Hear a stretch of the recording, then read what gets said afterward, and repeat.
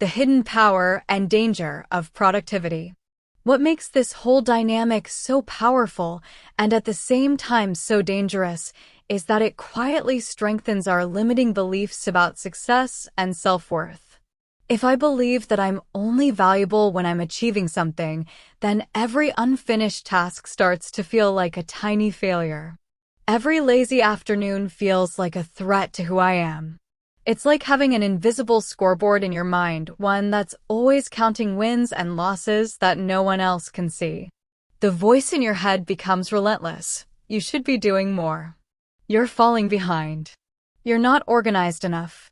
At first, these thoughts sound reasonable. They sound responsible. But over time, they drain our joy, our energy, and even our creativity.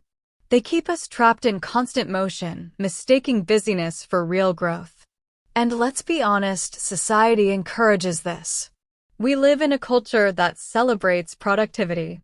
Everywhere you look, there are books promising to help you hack your morning, apps that track every second of your day, and podcasts urging you to maximize your potential.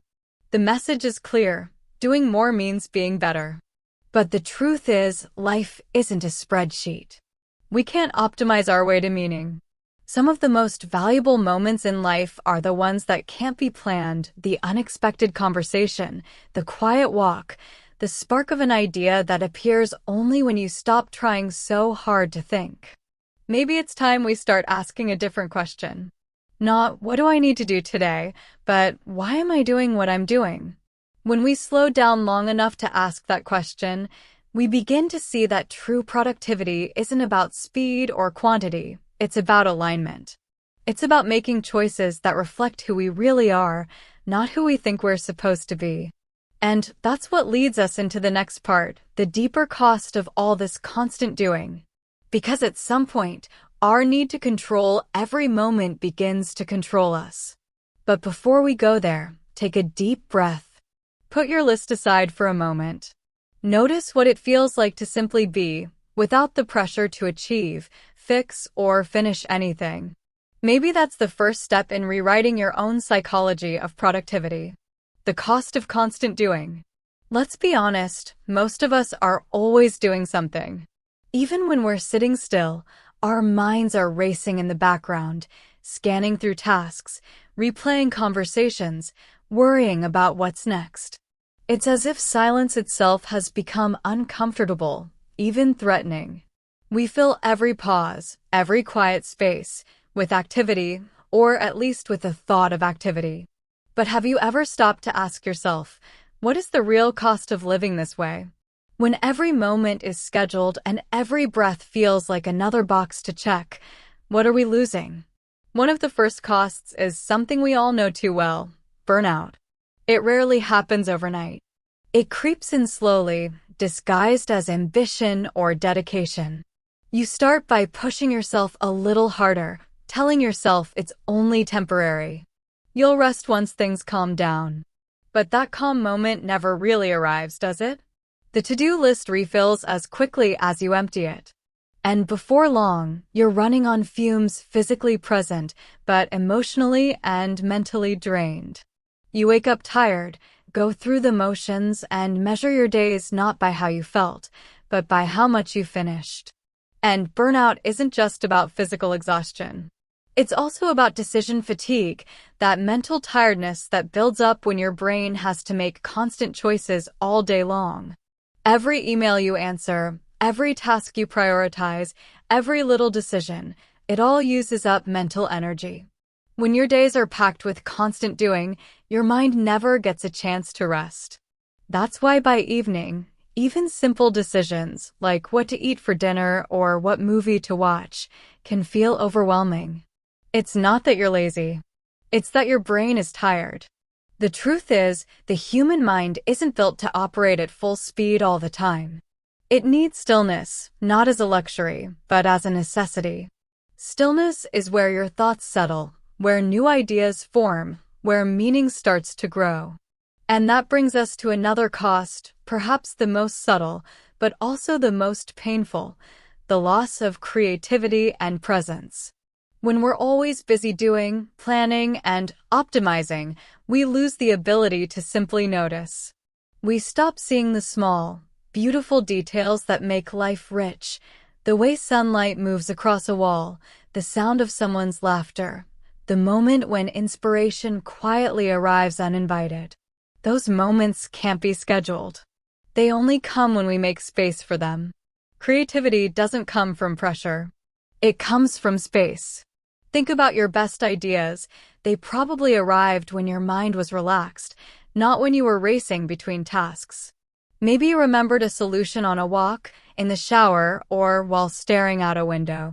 That's because creativity lives in the gaps, the unscheduled moments when your brain can wander, play, and put things together without a checklist telling it what to do. When we pack our days tight, we remove the conditions that let ideas form. Constant scheduling squeezes out the small, empty moments where insight appears. The same goes for presence. Presence can't be scheduled, you can only make room for it. If you're always doing, you stop noticing. Meals are eaten too fast to taste. Conversations are skimmed instead of listened to. Achievements pass by without being felt. Life becomes a blur. Busy, yes, but strangely hollow. If you ever lie awake wondering why something still feels missing despite all you did that day, that feeling isn't failure. It's a signal. It's a quiet reminder that doing and living are not the same thing. Slowing down can feel almost rebellious. We live inside messages that glorify speed, hustle harder, sleep less, do more. Rest is often seen as weakness. In truth, resting is wise. To pause, to breathe, to say, not today, that's not laziness. It's alignment. It's listening to your body, your mind, your intuition instead of the background noise of expectations. This isn't easy. Many of us hold invisible beliefs that worth equals achievement. Those beliefs come from family, culture, school, or work. Maybe they're driven by the fear of falling behind. But you cannot outrun exhaustion by doing more. Healing comes from being present, giving yourself permission to exist outside of tasks, to feel, to notice, and simply to be. Try this for a moment. Sit quietly with a cup of tea, phone away, no music or notifications. See how long it takes before the urge to do something returns. That little discomfort matters. It shows how strongly we've been taught to see stillness as stagnation. Here's the paradox. Stillness isn't the opposite of growth, it's the ground for it. Just as a seed needs dark soil before it sprouts, our minds need empty space before they can imagine. The moments you spend not doing are often the moments you begin to become. The inner dialogue. What are you really chasing? Let's turn the spotlight inward for a moment. Because beneath all the planning, scheduling, and box checking, there's usually something much deeper going on. It's not really about being organized or efficient. It's about what those things mean to us on an emotional level. The truth is, our relationship with productivity often reveals our relationship with ourselves. The to-do list might look like a simple tool, but it's often a mirror, reflecting our inner dialogue, the quiet voice that tells us who we are and who we should be. So ask yourself this. When you rush to finish something, what's really driving you? Is it excitement? Or is it fear? Maybe it's the fear of falling behind, of being seen as lazy or unmotivated. Or maybe it's that subtle whisper saying, if I just do more, I'll finally feel enough. That inner voice, shaped by years of expectations from family, school, work, and culture, becomes the invisible engine behind our obsession with being productive. It convinces us that our worth depends on our output, that peace must be earned through performance. And so, without realizing it, we start living in service of that voice. The trap of perfectionism. Perfectionism often hides inside this behavior. On the surface, it looks like dedication, a healthy drive to do things well. But perfectionism isn't really about excellence. It's about fear. The fear of not being enough. The fear of being exposed. The fear of losing control. Every item on the list becomes a test. Every delay feels like a small failure. And the list never truly ends because the real goal isn't to finish. The real goal, hidden beneath it all, is to prove something to yourself or to someone else. It's like running on a psychological hamster wheel. No matter how fast you go, you never arrive. You're constantly chasing approval, validation, or that brief moment of peace that disappears as soon as the next task appears. And this chase has a cost. It keeps you stuck in a loop of self-criticism. The voice in your head. That inner dialogue can become harsh, demanding, impatient. You probably know that voice, the one that says, "You should be doing more." Or, "You're wasting time." Sometimes it even sounds reasonable, as if it's just trying to push you towards success. But more often, it's not ambition. It's anxiety wearing ambition's mask. It's that constant, quiet pressure to prove yourself, to stay relevant, to be the one who always keeps it together. The irony is that the more we listen to that voice, the less we hear our real selves, the part of us that already knows we are enough. What's beneath the need to stay in control?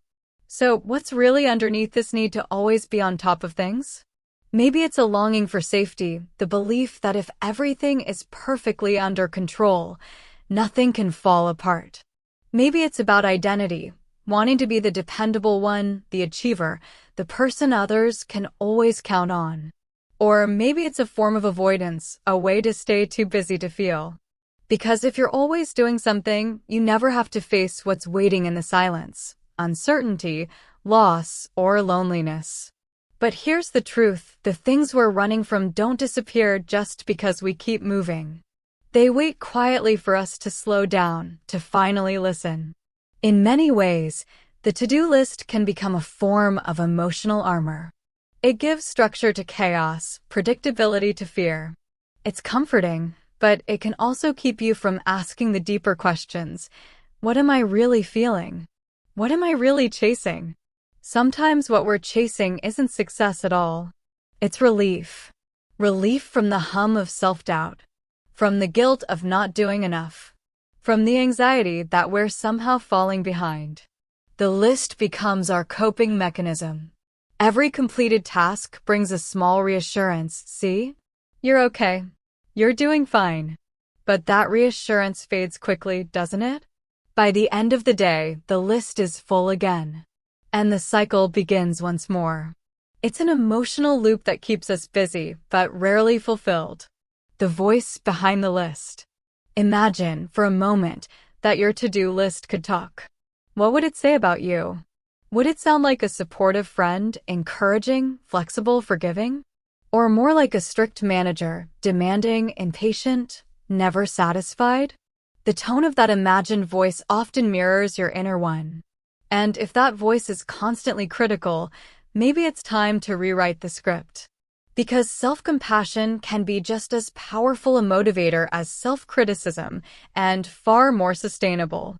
The scoreboard illusion. Picture your life as a scoreboard, one that only you can see. Every achievement, every success lights up a new point. But here's the catch. The rules keep changing. The goalposts keep moving. No matter how much you accomplish, the scoreboard never feels full. That's what happens when your worth depends on performance. The game never ends. But what if you turned off the scoreboard altogether? What if your sense of value came not from how much you do, but from how deeply you exist, how honestly you show up, how kindly you treat yourself, how courageously you live your truth? So let me ask you again, what are you really chasing? Is it success or is it peace? Recognition or self-acceptance? When you feel that familiar rush to accomplish, to control, to tick one more box, pause. Listen. Beneath the noise of busyness, there's usually a quieter longing for meaning, for connection, for rest. And that longing doesn't need to be managed or completed. It just needs to be heard. Because maybe the real goal isn't to conquer your to-do list, but to make peace with the part of you that believes you have to. From doing to being, redefining productivity. Take a deep breath with me. Imagine, just for a moment, a different way of living. You wake up in the morning, not reaching for your phone, not scanning your mental checklist. Instead, you pause. You stretch. You breathe. And you ask yourself one simple question. How do I want to show up today? Not what do I need to do, but who do I want to be? It sounds simple, but that small shift from doing to being can change the entire rhythm of your life. For most of us, productivity has always been about doing. About output, efficiency, results. We've been taught to measure worth through completed tasks, to prove our value through action. But what if true productivity isn't about doing more, but about being more present in whatever you do? What if it's less about managing time and more about aligning with intention? Imagine trading the endless ticking of the clock for the quiet guidance of a compass, one that doesn't measure hours, but direction. A clock tells you how fast you're moving. A compass reminds you where you're headed. That's the difference between living reactively and living consciously. When we're caught up in constant doing, it's easy to move fast, but not really see where we're going. We react to things, deadlines, expectations, other people's needs, without stopping to ask what we actually want. Our days fill up quickly, but not always with meaning. We tell ourselves we're being productive, but often we're just being busy. We rush from one thing to another not because it truly matters, but because it's what we've always done. Doing becomes a habit, and that habit starts to feel like a choice. But it's not. It's just autopilot. When we shift from doing to being, everything starts to change. Our actions begin to come from awareness instead of habit. We slow down enough to pause before reacting. We make choices based on purpose, not pressure. We stop running on adrenaline and start listening to our body, to our intuition, to the quiet inner voice that already knows when it's time to move and when it's time to rest. This doesn't mean we stop working or ignore our responsibilities. It's not about giving up effort. It's about finding balance. The balance between striving and surrender. Between effort and ease. Think of your life like a piece of music. If every note were played at full speed with no pauses, the song would collapse into noise. What gives music its beauty are the rests, the moments of silence that let the melody breathe. Those pauses are what make the music meaningful. We need the same thing. We need pauses in our lives, moments to slow down, to breathe, to remember why we're doing what we're doing. Without them, our days become full but hollow. We end up busy, but not fulfilled. Surrounded by sound, but missing harmony. Choosing being doesn't mean abandoning your goals. It means approaching them differently, from a place of clarity instead of compulsion. You still send the email, write the report, make the call. But you do it calmly, with awareness instead of anxiety. You're not chasing the next thing. You're fully here with what's in front of you.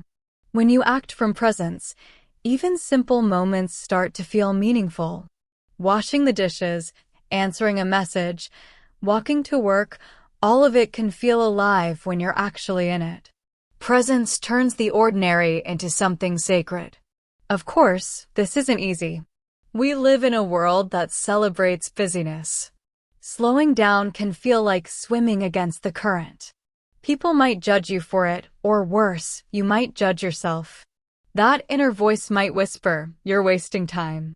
But here's the truth. When you act from presence, you actually become more effective, not less. When your mind is calm, you see clearly. Clarity cuts through confusion. You stop wasting energy on things that don't really matter. You make better decisions. The difference lies in intention. Not the big, strategic kind, but the small, moment-to-moment awareness of why you're doing something. Before you open your laptop, take a breath and ask, what's my intention right now? Am I working out of fear or out of curiosity? Am I saying yes because I truly mean it or because I'm afraid to disappoint someone? These small check-ins help you stay connected to being. They remind you that your life isn't a list to complete, it's an experience to live. So take a breath. Pause. Feel where you are. The world can wait a moment. Because this awareness, this quiet presence, is where life actually happens. The compass of intention. Here's a question to sit with for a while. How much of what you do every day comes from conscious intention, and how much simply comes from habit? It's not something to answer right away. Let it stay with you. Notice, as you move through your day, how often your actions happen automatically. Maybe reply to a message without thinking. Or check your phone just to fill a moment of quiet. Or say yes when, deep down, your body is gently saying no. Awareness is always the first step toward change. Once you see your patterns, you can begin to choose differently. Think of the shift as moving from a clock mindset to a compass mindset. The clock measures life in hours and minutes. It tells you how much you've done. The compass measures in meaning and direction. It asks if you're moving closer to what truly matters. The clock keeps you chasing. The compass keeps you aligned. Redefining productivity in this way doesn't mean doing less. It means doing what feels true to who you are. It's about replacing external pressure with internal clarity. It's a quiet transformation from control to connection, from rushing to rhythm. And when you start to live this way, something powerful begins to happen. You realize your value was never in the boxes you ticked, but in the presence you bring to each moment you live. So today, just for a little while, put the list aside. Let your actions flow from awareness rather than anxiety. You might discover that being fully, deeply being is the most productive state of all. Redefining achievement. Let's pause for a moment and ask something simple, yet profound. What does achievement really mean? Most of us have been taught to define it by output, tasks completed, goals met, boxes checked. We've learned that success is something we can measure, something we can point to and say, look, I did it. But when we step away from the checklist, when we stop equating our worth with how much we produce, we begin to see that achievement can take many forms, some quiet, some invisible, but all deeply meaningful. Think about the moments that have truly fulfilled you. Not the ones that earned praise or recognition, but the ones that filled you with a calm sense of wholeness. Maybe it was a long, unhurried conversation with a friend, one where you listened, really listened, without checking your phone or your watch. Maybe it was a slow walk in the park where you noticed the sunlight filtering through the trees, the sound of the wind, the small miracles of the ordinary world. Or maybe it was a creative spark, a drawing, a line in a journal, a new idea that came not because you were pushing yourself, but because you finally allowed yourself to breathe. That's achievement, too, the kind that nourishes instead of drains, that connects rather than isolates. It's the kind that doesn't shout for attention, because it doesn't need to. It feels like peace. Let me share a story. A friend of mine, a graphic designer, used to live by her to-do list. Every hour of her day was accounted for. Every project, every email, every detail had its place. She measured her success by how many things she completed, by how full her calendar looked at the end of the week. On the surface, it looked like she was thriving, always busy, always producing. But underneath, she felt drained. There was no space to breathe, no time to think, no room for spontaneity. She rarely paused, rarely reflected, rarely allowed herself the simple luxury of being bored. Then one week, during a particularly overwhelming project, she decided to do something different. She stopped tracking her output. She closed her planner, ignored her list, and allowed herself to simply explore. At first, it felt strange, even uncomfortable. She told me it felt like she was doing something wrong, like she was abandoning responsibility. But slowly, something began to shift. Without the constant pressure to perform, her creativity began to flow again. Ideas came more naturally. Her designs became richer, more thoughtful, more alive. She discovered that when she stopped chasing results and started focusing on the experience of creating, her work not only improved, it felt real. For the first time in years, she wasn't just completing projects, she was connecting with them. The satisfaction she felt wasn't fleeting, like the quick thrill of checking something off a list. It was deeper, steadier, the quiet kind of fulfillment that lingers long after the work is done. What she learned is something we all need to remember. Achievement isn't just about how much you do, it's about how deeply you engage with what matters to you. When we start seeing achievement in this way, everything changes. The pressure of the to-do list starts to fade. We stop chasing arbitrary numbers and start following what feels meaningful. Life begins to slow down, not in a dull way, but in a fuller way. The days feel richer, quieter, and more grounded. There's also something emotional happening here, something subtle but powerful. When we tie our sense of worth only to how much we accomplish, there's often a faint emptiness that follows us, that quiet whisper that says, "No matter how much I do, it's never enough." But when we redefine achievement to include growth, connection, and joy, we start to feel enough in the present moment. We stop running toward some imagined future and begin appreciating the life that's unfolding right now. This isn't about giving up ambition. It's about recognizing that true achievement isn't just measured in milestones, it's felt in meaning. It's not settling for less, it's finally seeing the value in what's already here. Think of life not as a list to complete, but as a living story, a continuous flow of moments that shape and teach you. Yes, finishing a big project is meaningful, but so is listening deeply to a friend, cooking a meal with love, or taking a quiet moment to reflect on what you've learned. These moments rarely make it onto a checklist, but they shape who you are in lasting ways. So here's something to reflect on. Imagine your life without a to-do list. How would you measure success then? What would feel like true achievement? Maybe it's the warmth of a heartfelt conversation. Maybe it's the spark of inspiration that comes when you finally slow down. Maybe it's the peace you feel after taking one mindful breath. Or the quiet pride of knowing you acted in alignment with your values. Start noticing those moments, the small, unplanned, meaningful ones that remind you you're alive, present, and connected. Those are the real achievements. Not the check marks, not the deadlines, but the experiences that leave you changed even in small, silent ways. X.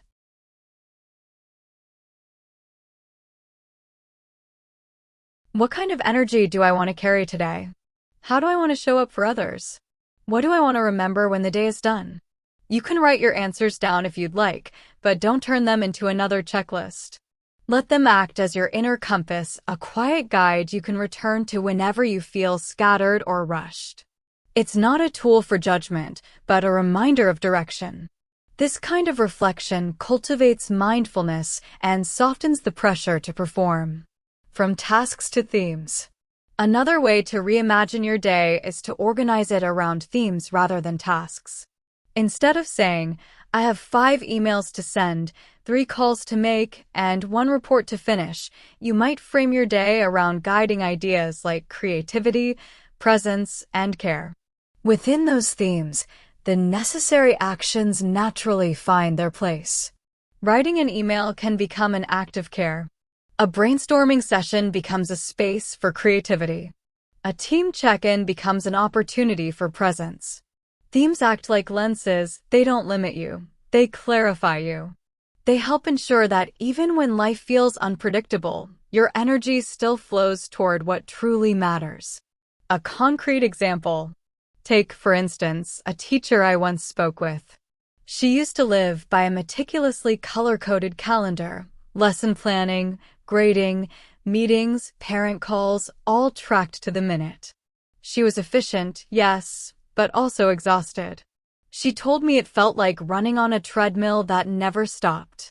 Then, she began experimenting with this new way of working. Instead of structuring every hour, she began shaping her days around intentional themes: learning, connection, and growth.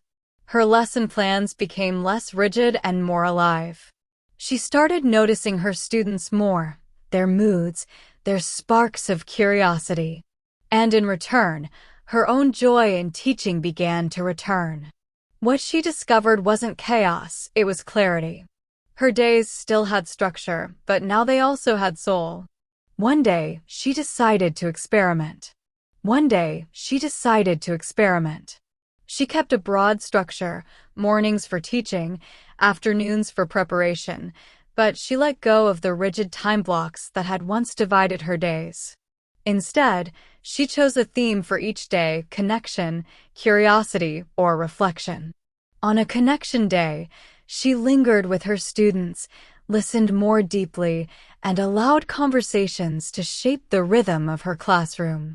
On a curiosity day, she explored new teaching methods, read widely, and gave herself permission to experiment. By letting themes guide her actions instead of a checklist, she discovered something she hadn't felt in years: creativity, energy, and joy, all while still completing what truly needed to be done.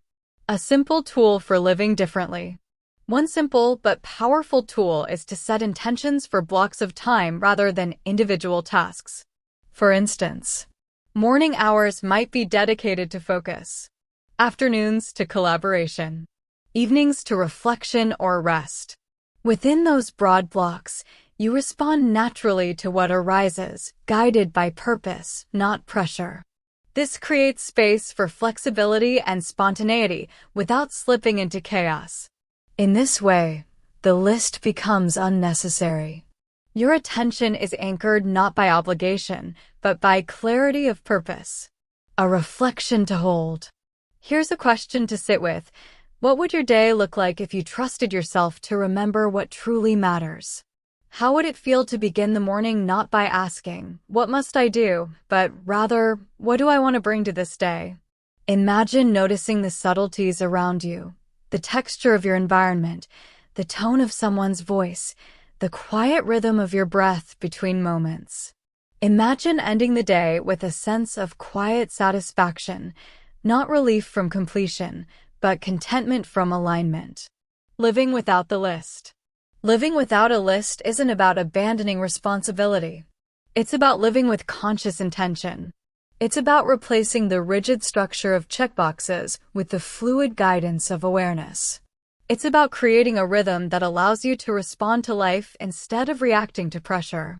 You can still achieve, still deliver, still grow, but your driving force becomes purpose, presence, and alignment rather than external expectation. When you embrace practices like morning reflection, intention setting, and thematic focus, you reclaim your most valuable resources: time, attention, and energy. You shift from ticking boxes to cultivating a life that feels meaningful, alive, and truly your own. In essence, living without the list is not chaotic. It's intentional. Not unfocused, but guided. Not passive, but deeply engaged. Try it, even for a single day, and you may discover a freedom and clarity that the to-do list never gave you. Because it's not just about what you do, but how you do it. And most importantly, why. Living by intention, not obligation. Now let's explore a subtle but profound shift, moving from obligation to intention. Most of us live our days driven by lists, deadlines, and expectations, believing this is the only way to be responsible or successful. But consider this: when we live by obligation, our choices are shaped by external pressure rather than inner clarity. We act out of habit, automatically checking boxes, rarely pausing to ask whether what we're doing truly aligns with what matters most. Living by intention flips this script. It invites mindfulness, agency, and intrinsic motivation. It asks not "What must I do?" but "What do I wish to bring into this day?" Living by intention doesn't mean creating the perfect plan or rejecting structure. It means beginning with alignment, understanding your values, your energy, and your priorities, and letting those guide your actions. For example, instead of scheduling every minute, you might begin your morning with the intention: I will engage with curiosity and openness. Your afternoon might carry another: I will nurture connection and listen deeply. Within those broad guides, your actions emerge naturally. You respond to what truly matters in the moment, rather than following a rigid list that may no longer reflect your evolving priorities. The list becomes secondary, a support, not a master. What leads is the alignment between your values and your actions. This way of living also cultivates presence. Because when we're constantly chasing tasks, we live in the future, fixated on completion and outcomes. But when we act from intention, we return to the present moment, the only place where life actually happens. Intention-driven living. When you begin to live with intention, something inside you shifts. You stop rushing through life and start noticing. You begin to see the small things, a conversation that sparks an unexpected insight, a quiet pause between tasks, a fleeting creative idea that asks to be explored. Presence allows you to act with deliberation instead of reaction, to make choices from awareness rather than obligation. Over time, this change strengthens your intrinsic motivation, the deep inner drive that comes from curiosity, care, or creativity, not from outside approval or social pressure. You start doing things not because you should, but because you genuinely want to. A simple example. Imagine a writer. She used to fill every day with a strict schedule, drafts to complete, edits to revise, submissions to send. Each day was perfectly planned, but also painfully predictable. The structure kept her productive, but it also left her drained and uninspired. One morning, she decided to experiment. Instead of forcing herself to follow her checklist, she asked a new question. What do I want to explore today? Some days, her theme was curiosity. She wrote freely, following new ideas just to see where they led. Other days, the theme was play. She wrote nonsense, experimented with style, or let herself fail on purpose. And sometimes, she chose reflection, slowing down to write about her thoughts and experiences rather than chasing deadlines. At first, it felt strange, even uncomfortable, to let go of her schedule. But soon she noticed something surprising. Her creativity returned. Her words flowed more naturally.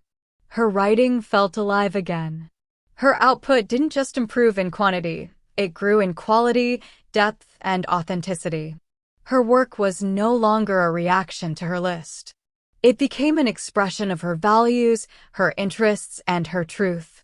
A reflection to try. You can test this mindset for yourself. Ask one simple question. What would my day look like if I followed my curiosity instead of my list? Even imagining this can be eye-opening. It helps you see how much of your daily behavior is driven by habit or external pressure, and how rarely you make space for authentic choice. When you live by intention, you don't just change the structure of your day. You change the texture of your experience. You begin to notice more. You slow down enough to feel your emotions, to hear your own thoughts, to connect with others and with yourself. Life feels fuller, not because you're doing more, but because you're present for what you're doing. This is what it means to live in conscious alignment. It takes practice, gentle questioning, regular reflection, and a willingness to choose being over doing. When you live from intention instead of obligation, you reclaim your sense of agency. You begin to act from clarity instead of compulsion. You find fulfillment not in performance, but in participation, in simply showing up with awareness and care. This shift is subtle, but it's powerful. It's a move from living for tasks to living for meaning, rediscovering flow and freedom.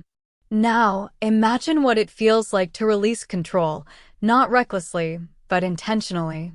Like opening your hands and letting water flow through them instead of trying to hold it still. For many of us, letting go of rigid schedules and endless to-do lists can feel terrifying. We've been taught that structure equals safety, that organization equals worth. We believe that ticking boxes proves our competence. But what if real stability and confidence come not from control, but from presence? What if creativity, resilience, and peace actually grow in the open spaces that control used to fill? That's the heart of transformation.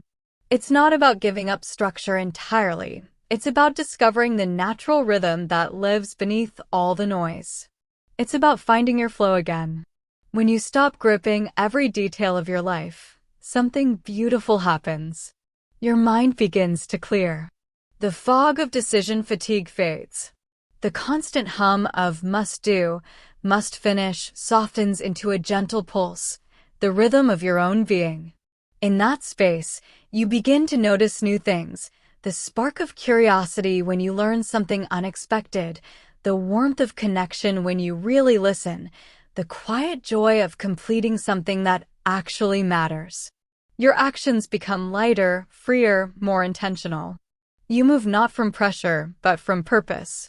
And your days begin to feel less like a race and more like a flow. When you loosen control, creativity, especially, blooms when you loosen your grip. Think of a painter or a writer who doesn't plan every detail, but instead allows intuition to lead. The brush moves not by force, but by feeling. The words appear not from discipline alone, but from trust. They follow a quiet inner guidance, a rhythm that can't be scheduled, only sensed. This is where true creation happens, in the space between control and chaos, between effort and ease. And this doesn't apply only to artists. It applies to everyone. You don't have to paint or write to experience flow. You can find it in cooking, walking, listening, or simply breathing. When you allow yourself to act from awareness instead of anxiety, you rediscover the joy of being alive in the present moment.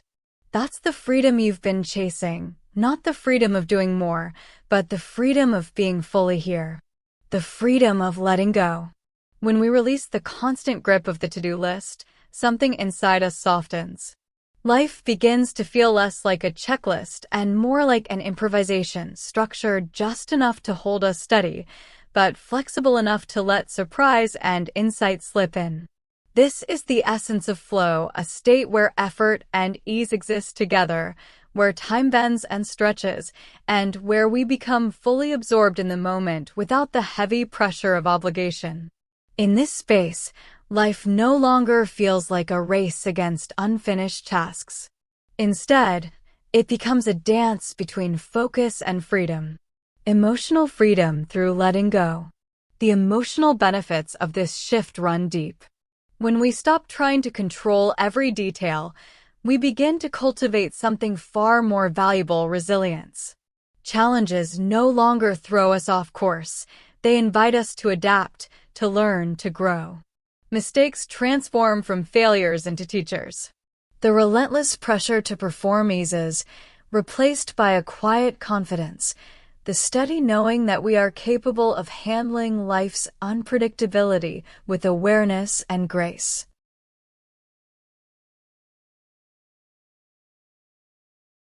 A reflection to try. You can test this mindset for yourself. Ask one simple question. What would my day look like if I followed my curiosity instead of my list? Even imagining this can be eye-opening. It helps you see how much of your daily behavior is driven by habit or external pressure, and how rarely you make space for authentic choice. When you live by intention, you don't just change the structure of your day. You change the texture of your experience. You begin to notice more.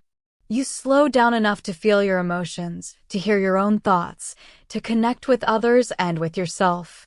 Life feels fuller, not because you're doing more, but because you're present for what you're doing. This is what it means to live in conscious alignment. It takes practice, gentle questioning, regular reflection, and a willingness to choose being overdoing. When you live from intention instead of obligation, you reclaim your sense of agency. You begin to act from clarity instead of compulsion. You find fulfillment not in performance, but in participation, in simply showing up with awareness and care. This shift is subtle, but it's powerful. It's a move from living for tasks to living for meaning, rediscovering flow and freedom. Now, imagine what it feels like to release control, not recklessly, but intentionally. Like opening your hands and letting water flow through them instead of trying to hold it still. For many of us, letting go of rigid schedules and endless to-do lists can feel terrifying. We've been taught that structure equals safety, that organization equals worth. We believe that ticking boxes proves our competence. But what if real stability and confidence come not from control, but from presence? What if creativity, resilience, and peace actually grow in the open spaces that control used to fill? That's the heart of transformation. It's not about giving up structure entirely. It's about discovering the natural rhythm that lives beneath all the noise. It's about finding your flow again. When you stop gripping every detail of your life, something beautiful happens. Your mind begins to clear. The fog of decision fatigue fades. The constant hum of must do, must finish softens into a gentle pulse, the rhythm of your own being. In that space, you begin to notice new things, the spark of curiosity when you learn something unexpected, the warmth of connection when you really listen, the quiet joy of completing something that actually matters. Your actions become lighter, freer, more intentional. You move not from pressure, but from purpose. And your days begin to feel less like a race and more like a flow. When you loosen control, creativity, especially, blooms when you loosen your grip. Think of a painter or a writer who doesn't plan every detail, but instead allows intuition to lead. The brush moves not by force, but by feeling. The words appear not from discipline alone, but from trust.